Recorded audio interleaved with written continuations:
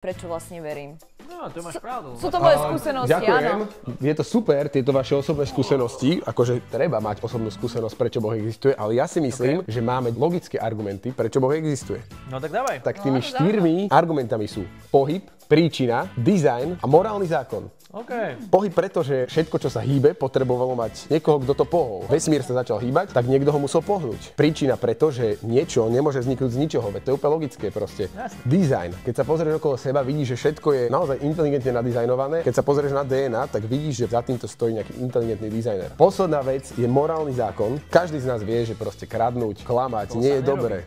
To sa nerobí. A to iba nasvedčuje tomu, že existuje nejaká objektívna morálka. A keby bolo dobro čisto náhoda, subjektívne, tak nezhodli by sme sa na tom, že zabiť není dobre. Jasné. Takže tieto 4 argumenty nám celkom dobre poukazujú aj z logického hľadiska na to, že Boh naozaj existuje. Takže otázka už nie je, že či Boh existuje, ale či si ochotný ho hľadať.